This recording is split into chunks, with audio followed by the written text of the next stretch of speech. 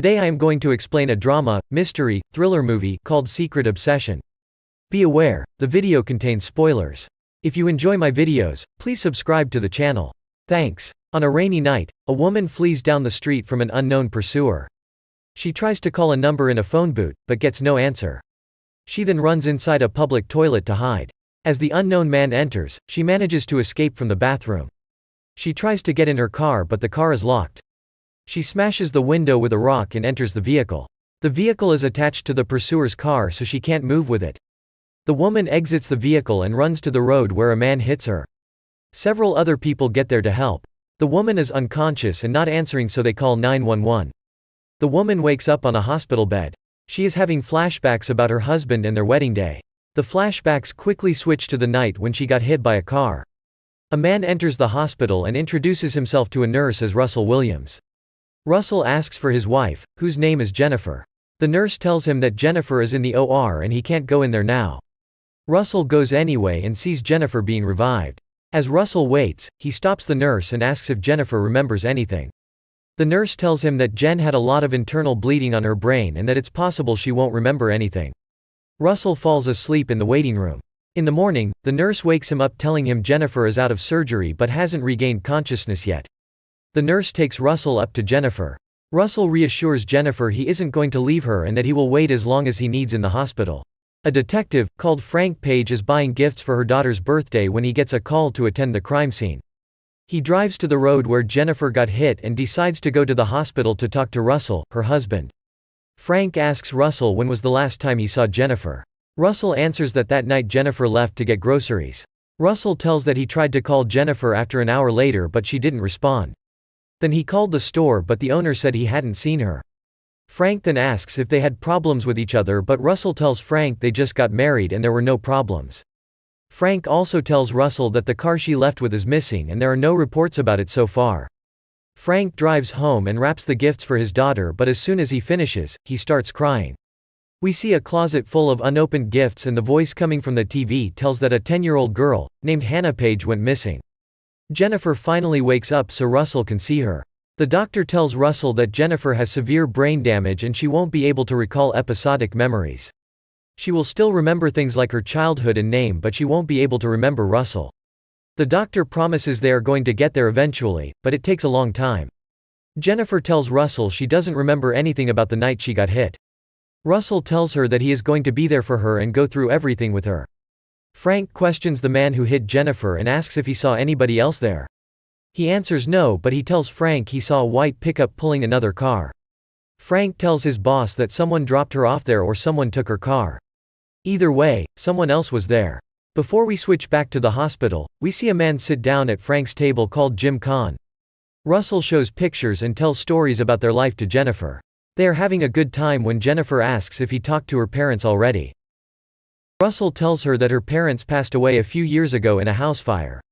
Russell thought she remembers, but she forgot that as well. Jim Kahn comes to the hospital and asks about Jennifer. They won't let him see her as only close relatives are allowed to visit.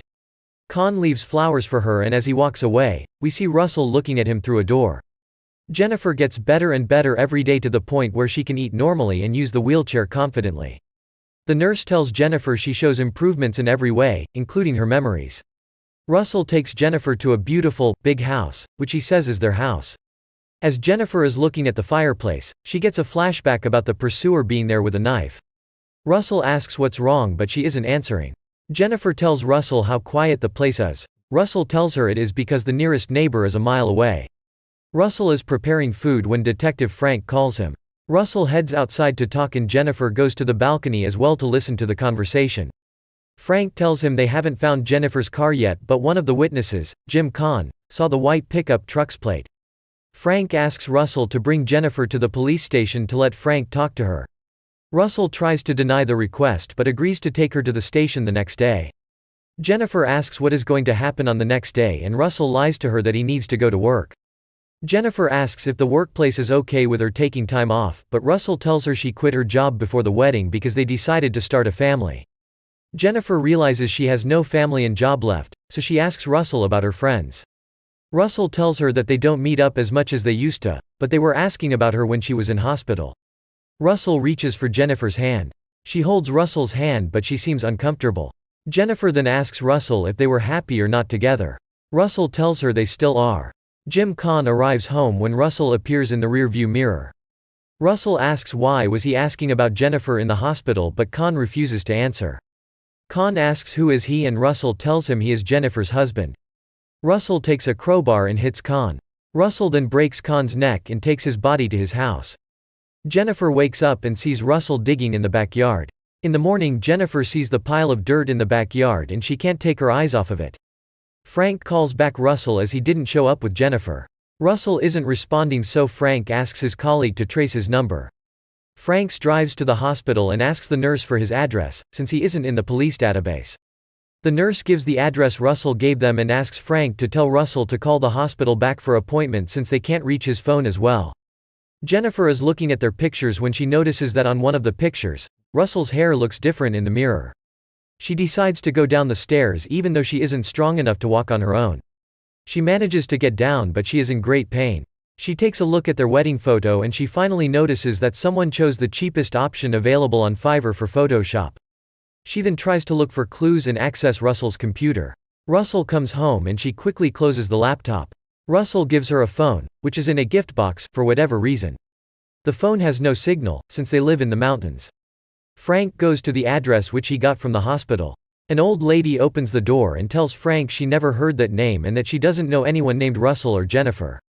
Frank calls the department and they tell him they can't trace the phone.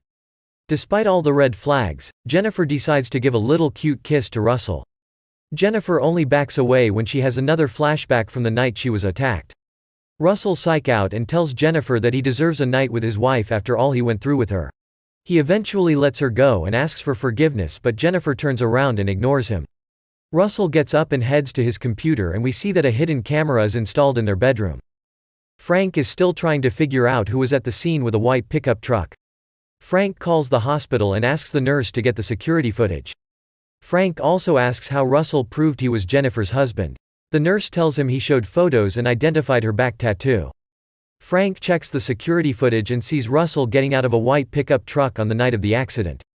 The next morning, Russell apologizes to Jennifer with flowers. Frank goes to a tattoo salon and asks the man what the tattoo on Jennifer's back means.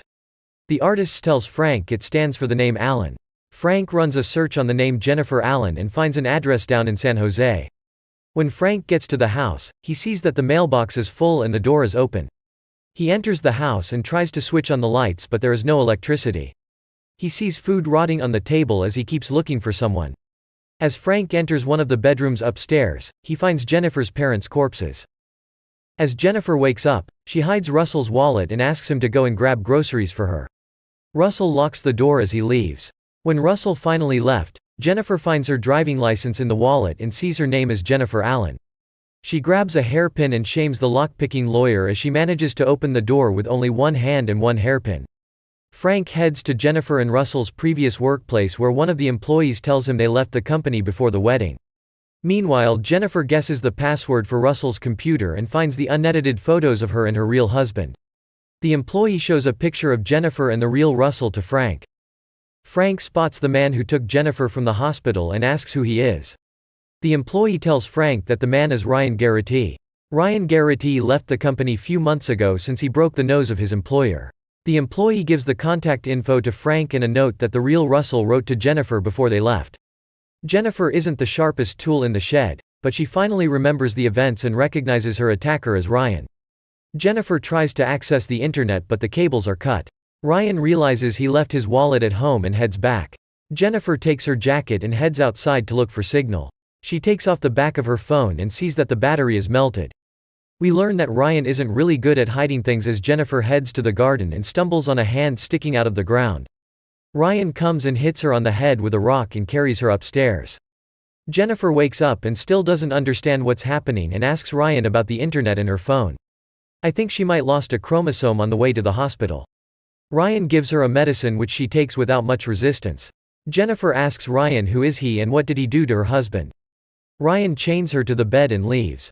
As Ryan is buying tools, he meets the nurse. The nurse tells Ryan about the detective and Ryan speeds off. Jennifer wakes up and takes off the chains. She takes a hairpin and battles her biggest enemy, the stairs. She manages to get the upper hand and heads to the kitchen to wrap her leg in duct tape. She finds her old phone in her car in the garage. The phone is still charged and turned on after several weeks. Ryan enters the garage and Jennifer hides in the back. Ryan opens the trunk where we see the real Russell's body. Jennifer heads back upstairs and lays in the bed. Ryan is about to discover that Jennifer isn't chained to the bed anymore when the doorbell rings. Frank is at the gate and Ryan opens it for him. Jennifer gets down and sees Frank on the other side of the window. Jennifer asks for help from Frank. Frank, instead of asking for backup, goes to the back door where Ryan hits him on the head. Ryan takes Jennifer back upstairs and locks the door on her. He also locks up Detective Frank in the freezer. Jennifer heads outside to look for signal, but she forgets her life is in danger and watches videos on her phone instead. Ryan comes back and ties her up. Jennifer tells Ryan she wants to live and Ryan starts telling her the story how he met her. Ryan was basically stalking Jennifer for years and became obsessed with her. He tells her that he killed her parents and husband. Ryan planned to kill Jennifer as well, but she lost her memories and he saw it as a chance. Ryan leaves the room and Frank wakes up in the freezer. Ryan takes Frank's car inside the garage. Ryan goes back to Jen. Jen pretends to understand Ryan and asks him to get her something to drink. Jennifer grabs a lighter from the ground and burns the rope. By the time Ryan gets back, she isn't in her bed. She hits Ryan from behind with a vase, takes his keys and locks him in the room. Jennifer goes 1 versus 1 with the stairs but she loses, while Ryan tries to break the door. Ryan finally breaks the door and Frank also manages to escape from the freezer. Although Jennifer took Ryan's keys, she decides to walk instead of driving, as she believes in an emission-free lifestyle. Jennifer is still looking for signal in the woods as Ryan chases after her. Frank is also in the woods. Jen decides to go full Scooby-Doo and throws a rock to distract Ryan. She manages to hit him on the back with a branch but Ryan quickly knocks her to the ground.